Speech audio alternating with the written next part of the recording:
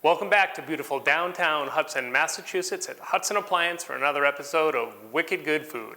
I'm your host, Matt Williams, and today is all about casseroles. So I grew up like a lot of us grew up eating a lot of casserole meals. Some of them were outstanding and some of them I don't really care to revisit. But they are really a pretty good dish that's pretty easy to serve. Some of them take a little work up front, but you end up with this one-pot meal that you can throw out with a loaf of bread and call it a day, and it's less cleanup afterwards and makes things pretty easy. We're gonna make 3 different casseroles today. The first one is going to be a Meatlovers pizza pasta casserole. So we've got ground meat, we've got sausage and pepperoni. We're gonna make our own sauce, toss it with some pasta, load it up with cheese and bake it. The second one is going to be a kind of a Mexican or taco chicken casserole. I have some rotisserie chicken that we're gonna break apart. We're gonna mix it with some different seasonings and some salsa and sour cream and a bunch of tortilla chips, layer it once again with a bunch of cheese. And the last one, and the first one we're going to try to make, is going to be a recreation of one of my favorites. When I was a kid, my mom used to make this rice, chicken and rice, we call it.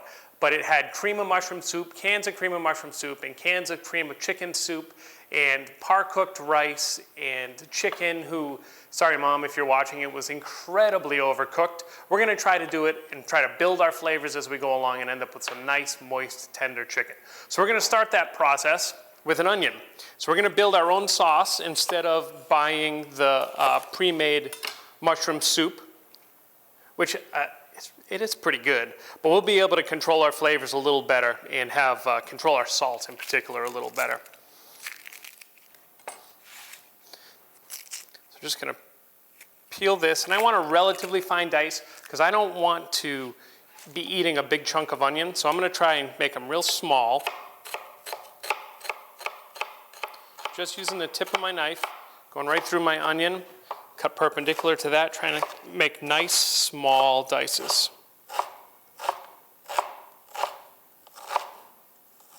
And that looks good. And right next to me here, I have some butter. I have about 2 ounces or so of butter. And I'm gonna do a little bit more. Let's turn the heat up here. I'm gonna do maybe half of this, half. So it ends up being about 3/4 of a small onion in here. And so this is just building some flavor as we go along. All right, great. Move these out of the way. So we want these to sweat. I'm not looking to get color on them, but I do want them to release their flavor into the butter.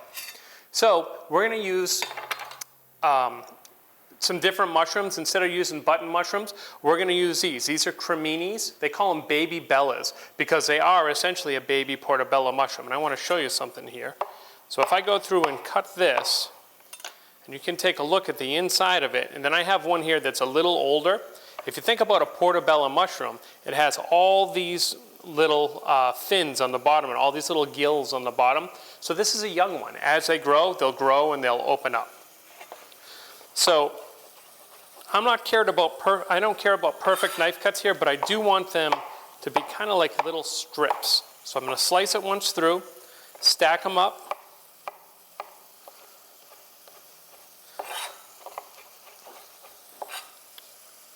And so mushrooms are mostly water. So what's going to happen as we cook these is they're going to release an awful lot of water, but we're going to concentrate their flavors as we go.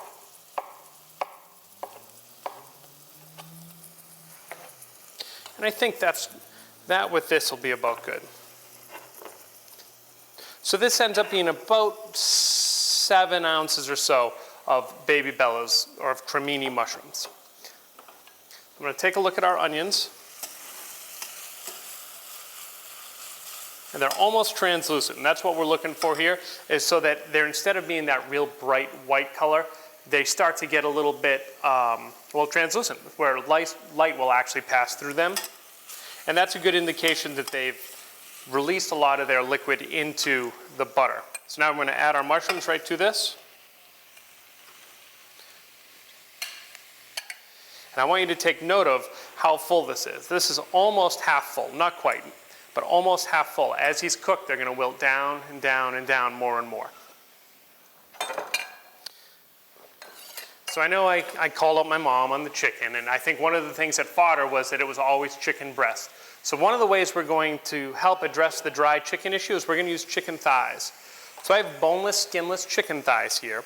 One of the things you always want to do with your chicken thighs is just, I like to open them up and just feel inside to make sure there's not any little bits of bone or cartilage, because it can happen pretty frequently. Yeah, like right here. It'll be hard to see, but I can feel it with my finger. I just want to trim that out. Little piece of cartilage, we'll put it back on there. Because if you think about it, oh, and there's another one right here.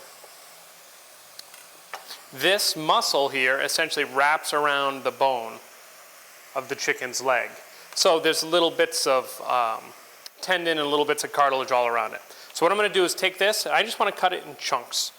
Cut it kind of in strips first, then I'm going to take these strips and just cut them in half. I want them to have a little body to them, but I don't want them huge. So about like that looks good. We'll do the same thing here. And I don't know if you can hear it, but our pot just started changing the noise that it's making. The reason that is because now there's a good amount of water in here. Let's see. We can start to see some of the water weeping out. You can see it kind of crowding the pan there, which is good, which is exactly what we want.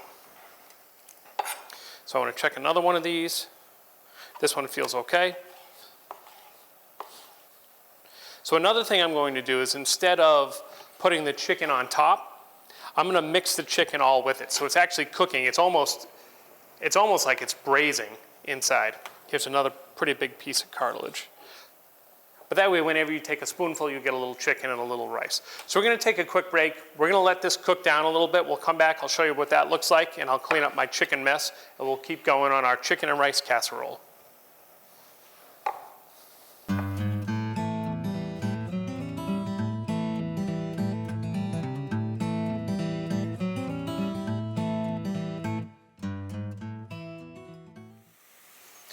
So our mushrooms have had a chance to cook down quite a bit. If you look at the bottom of this pan, there's almost no moisture in there.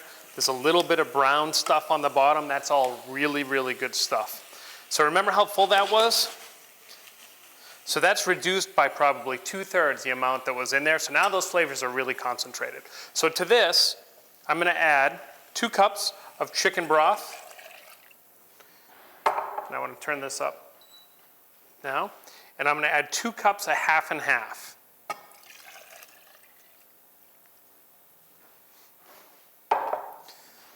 So now what we're making here is essentially a little bit of, this is unthickened mushroom soup.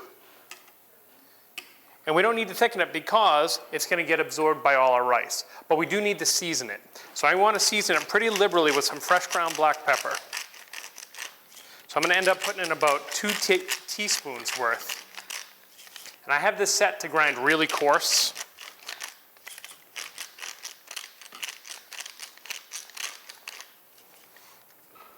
And then I need to season it with some salt. You want to be careful because the chicken broth can be relatively high in salt. And so now I want to just take and have a taste just to check my salt and pepper level.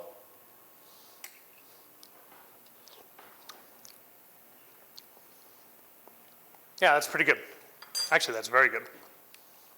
Nice. So now to this, we're going to go ahead and add our rice. So I said I had 2 cups and 2 cups. The general rule when cooking rice, when cooking converted rice, which this is 2 cups of liquid to 1 cup of rice. So I've got 4 cups of liquid, so I want about 2 cups of rice. So I actually have a little less than 2 cups of rice here because I'm going to assume that some of this liquid will evaporate. But I'm going to dump my rice right in here. I want to give it a quick stir. And then to this, I'm going to dump my chicken right in. Give that a quick stir. And then the whole thing is going to get dumped into my casserole dish. By having it come out of a hot pan, though, it'll speed up the process a little bit.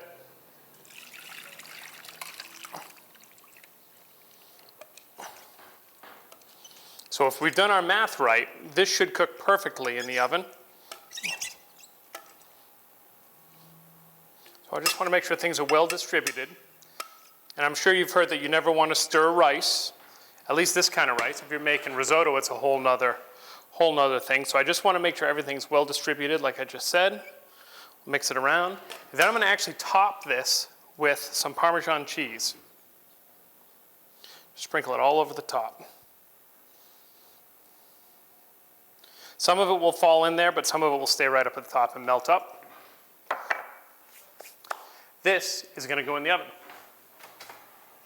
So once I pop this in the oven, we're going to take a quick break. We'll clean up the mess, and we'll come back and we'll get working on our chicken taco casserole.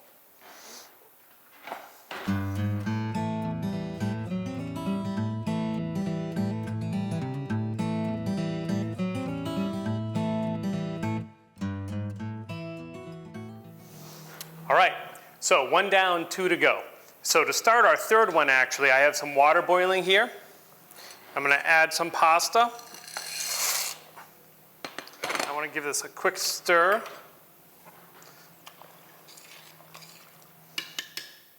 There we go. We'll let that come back to a boil. And so this is going to be for our pizza pasta one. Now we're going to start working on our chicken one.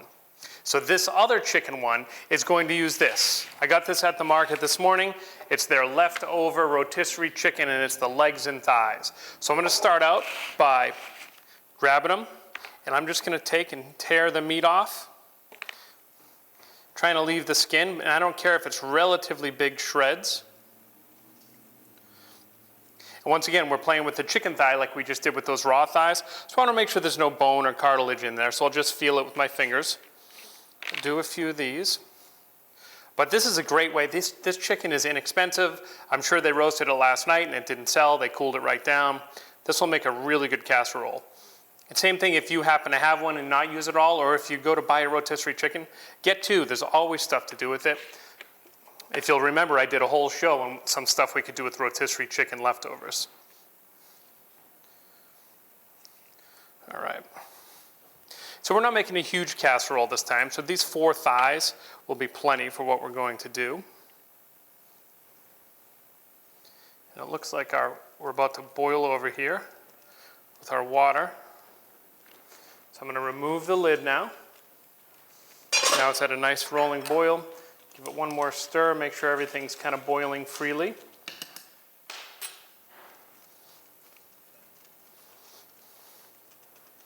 All right. So to this, I want to break it up a little bit so they're not monster chunks. But to this, it's going to be very simple. This is kind of one of those things that you can make just by cleaning out your refrigerator. So I'm going to put some olives. I'm going to put some sour cream. I'm going to put some salsa. Then I'm going to more or less build my own taco seasoning. So I have some oregano that I'm going to sprinkle in there. Half a teaspoon or so. I'm going to add a teaspoon or so of cumin. Cumin's the stuff, when you smell it, to me at least, it reminds me of tacos. I'm going to add some chili powder. This is not a very spicy chili powder. Then I'm going to stir this together.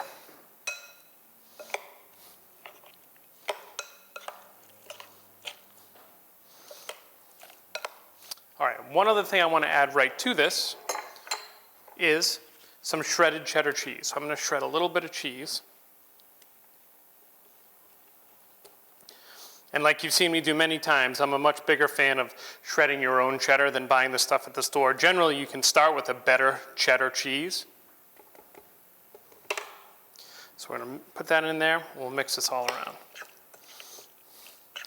So pretty easy so far. So the next step here is going to be to grab our casserole dish. And we're going to line the bottom of this with tortilla chips. So I'm going to take tortilla chips and I'm just going to crunch them up.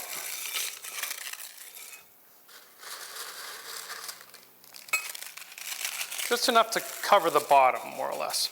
Because this has a fair amount of moisture in it, this will absorb some of that moisture. So now we'll take our chicken mixture, our chicken taco mixture, and spread it around right on top. And this is something you could do a day or two before. Leave it in the refrigerator until you're ready. So I want to spread it out relatively well.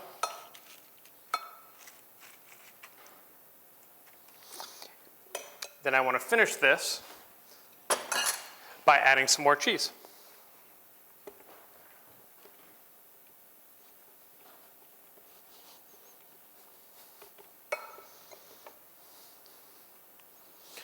Not a ton, just enough to kind of dot the top. Put a couple olives on there for a little bit of color. And there we go. Casserole number 2 is done. So I'm going to pop this in the oven. We'll come back and we'll get ready to make our Meatlovers pizza pasta casserole.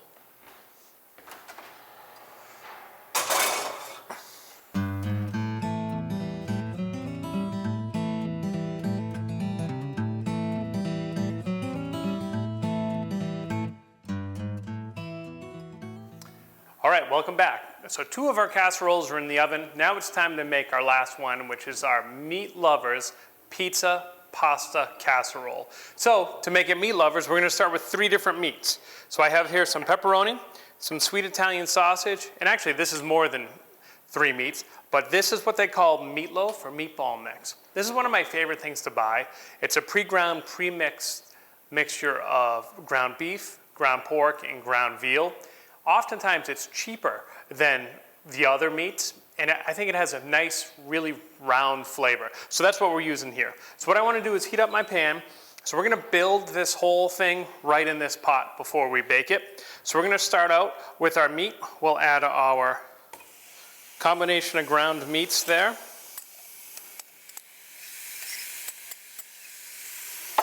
I'll spread it around so we can get a little bit of browning going there. Oh, and you know what? I forgot that I had,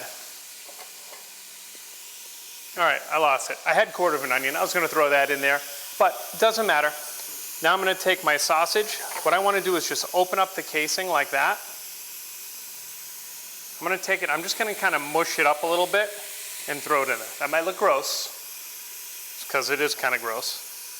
But I don't want this to be quite as fine as the other stuff. So I just want to give it a little mush. Throw it in there. Same thing here.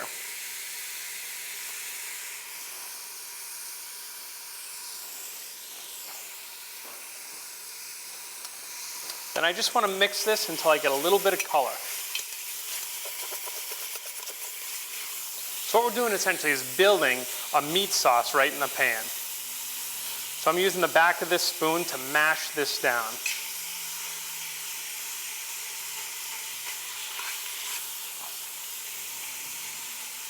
One of the cool things about this induction stove is that it legit wasn't even on when we started filming just a second ago, and now it's cranking hot. So this is really good for trying to brown our meat, which is what we're looking to do right now.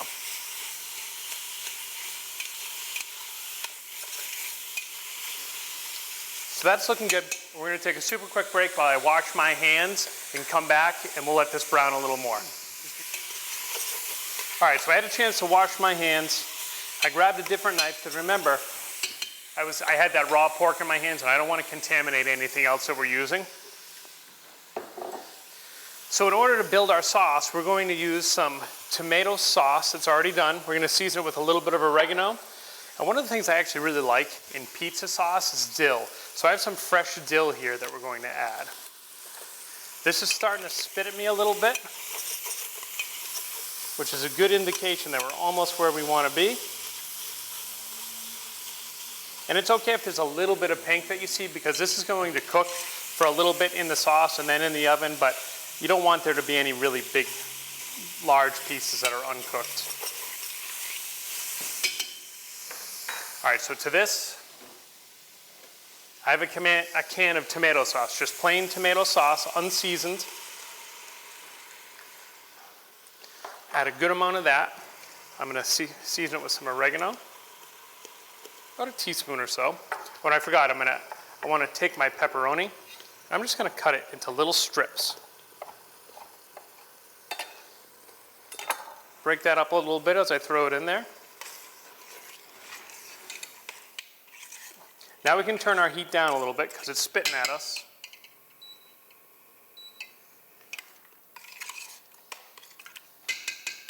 And then to this, we're also going to add our nice fresh dill. So I'm going to pull some of this dill off the stem. I'm not worried if a little bit of stem gets in there, but I want to go through and give this a chop.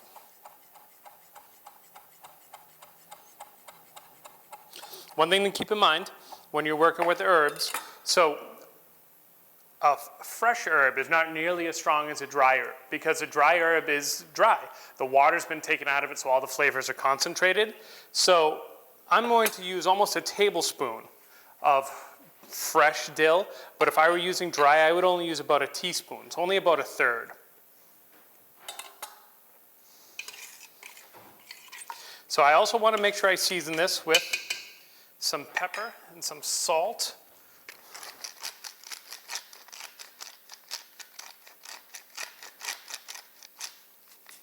That looks good. And I did add a little salt earlier.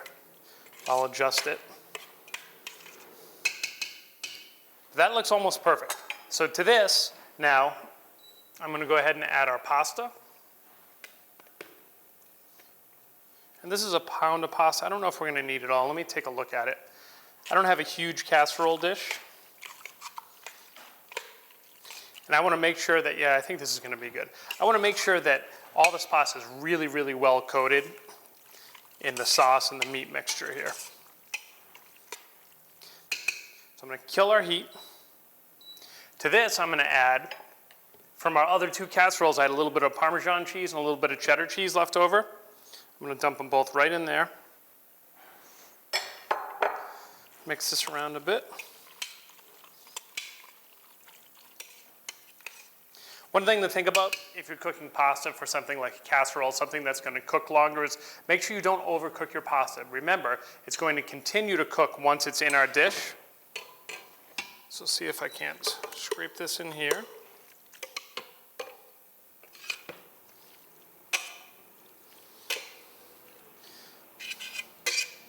All right, that looks pretty good. I have a little more, but I'm not going to put it in there. I'll just eat that on the side. So I'm going to flatten it out a little bit, kind of like that. Now I want to top this with mozzarella cheese. This is that nice stringy cheese, and I like mozzarella cheese. So I'm going to load it up. I want to almost not be able to see what's going on in there. Beautiful. So here's the third of our 3 casseroles. We'll pop this in the oven, we'll take a look at the other 2, see how they're doing, and then we'll get Arthur up here and see what he thinks of casserole day.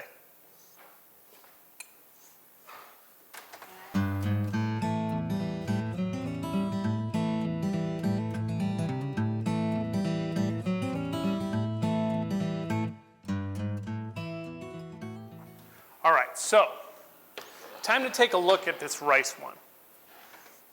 So I've never made it quite the way I'm making it today, so I want to check it and make sure it's fully cooked. You can see our Parmesan cheese looks great. It kind of melted and made this little skin at the top, but I want to check our rice. I can see a little bit of bubbling along the side, which is good. When I dig in, I still see a little bit of liquid, which tells me our rice probably isn't quite done. Yeah, and it's not quite done. So this has been in for about 40 minutes. I think it needs another 10 minutes or so, so I'm going to pop that back in for 10 minutes or so. But my Aunt Pam Bushy's actually here helping us by doing some dishes and some other things, and she asked me, is that minute rice? So obviously it's not minute rice because it's taken a lot more than a minute, but there's a bunch of different ways that you could make this dish. One of the ways I thought about doing it that would have been much quicker than this was buying some of they have the little bags, microwave-ready rice, and you could have folded that into this, and all you had to do was make sure your chicken was cooked. If you wanted, you could cook your chicken ahead of time and toss it all right in there, but we use the traditional rice that takes 20 minutes or so to cook when it's boiling. This is a lower temperature, takes a little longer, but this is perfect. We'll give it about 10 more minutes. By that time, Arthur will finish whatever he's doing, be up here, and give a whirl at what we made today.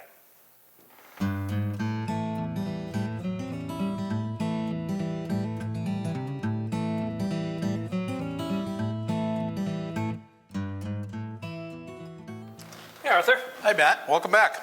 Thanks again for having me here at Hudson Appliance. We had another really good show, I think. So Donna told me one of your favorite things to eat is casseroles. Is that true? Yes, that's true. So we made 3 different casseroles today. All right. One of them I need to grab out of the oven because it's just done now. So let me grab that. Okay.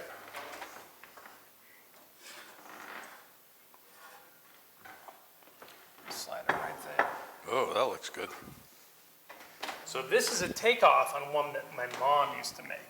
So she used to make it with Campbell's canned cream of mushroom soup, cream of chicken soup, some minute rice, and chicken breast. So we actually made our soup more or less from scratch. Used rice that cooks the full time, and we used some chicken thighs instead of breast to try to make it nice and moist. So what I want to show you at home is, if you remember, we made a little hole in the middle here to see if it was done. And when I pushed in, you could see some liquid. Check it out. Now it's totally dry, and our rice is fully cooked. So we won't eat this one yet, but I'll tell you what, I'm going to put a little bit on our plates to let it cool off just a little bit. How's that sound? That sounds great. So I gave you kind of the lowdown on this one. Oh, and that smells, oh my gosh, I just got brought back to my mother's kitchen. That smells fantastic. This one here, this is a Meatlovers pizza pasta casserole. Meatlovers pizza pasta casserole. So we took ground meat that was actually a combination of veal, pork, and beef, and browned it.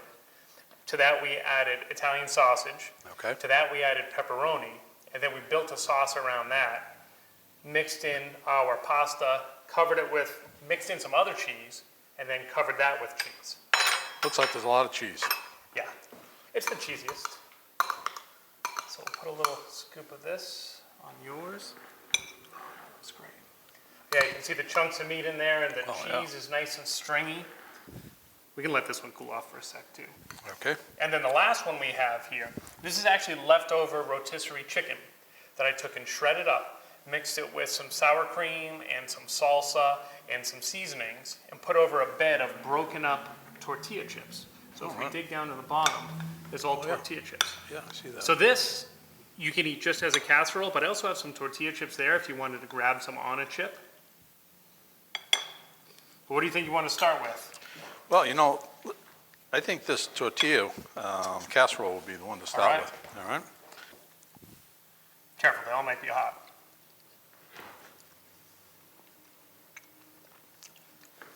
That's really good. Kind of tastes almost like a chicken enchilada. Yeah. With the corn Very, very tortillas good. in there. Yep. Well, that came out nice. Let's try the rice. Okay. This is one I'm most excited about. That is good. Your mother does a good job. Yeah, that's good. That's kind of the flavor we're looking for. The rice is tender. That little piece of chicken I had was still nice and tender. Yeah. Good flavor. All right, last but not least. Oh, look at that big hunk of meat there.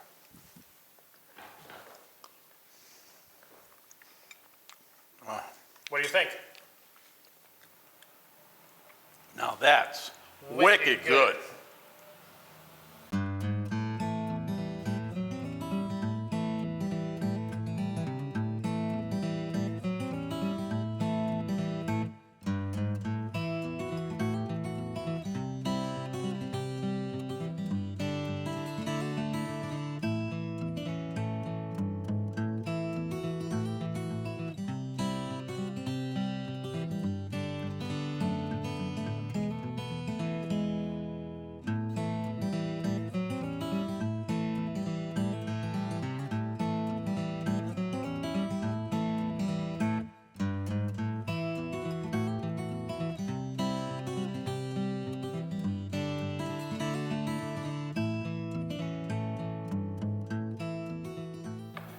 Welcome back to Hudson, Massachusetts, and no, we're going to start that over.